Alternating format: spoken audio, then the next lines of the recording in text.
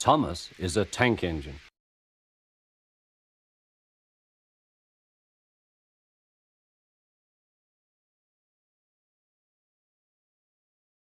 He's a cheeky little engine with 6 small wheels, a short stumpy funnel, a short stumpy boiler and a short stumpy dome.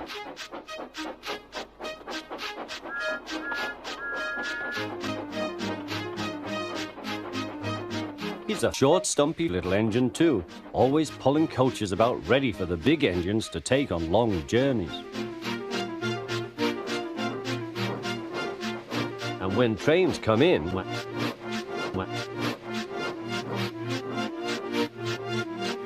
he pulls the empty coaches away so that the big engines can go and rest.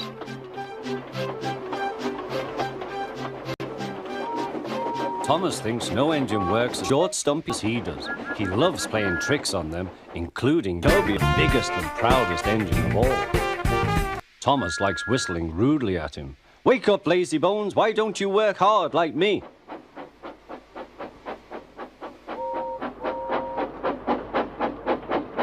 One day after pulling the big express, Toby had arrived back at the sidings very tired. He was just going to sleep when Thomas came up in his cheeky way. "Wake up, lazy bones, do some hard work for a change." And laughing.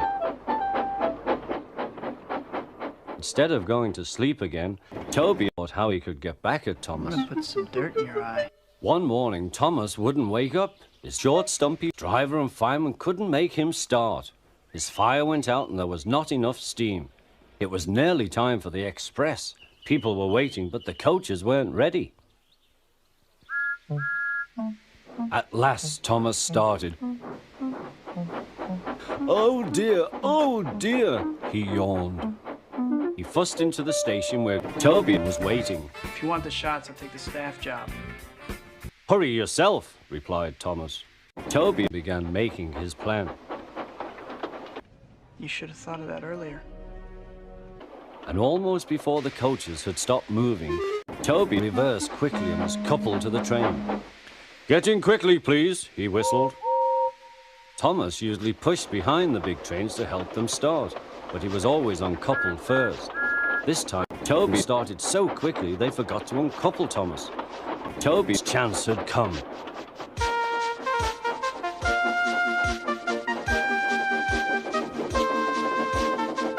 Come on, Puff. Toby to the coaches.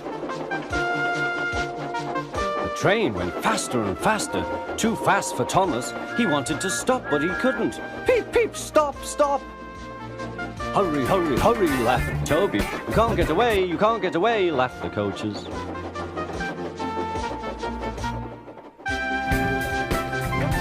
Poor Thomas was going faster than he had ever gone before. He was out of breath and his wheels hurt him, but he had to go on. "I shall never be the same again," he thought sadly. "My wheels will be quite worn out."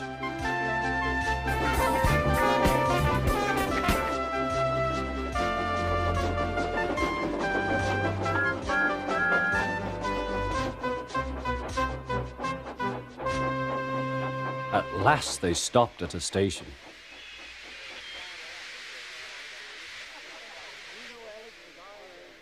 Thomas was uncoupled, and he felt very silly and exhausted. Next, he went on to a turntable, thinking of everyone laughing at him.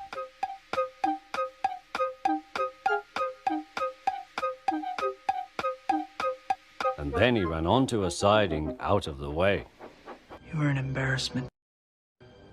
Look at little Junior. Gonna cry? Poor Thomas couldn't answer. He had no breath. He just puffed slowly away to rest and had a long, long drink. He went home very slowly and was careful afterwards never to be cheeky to Toby again.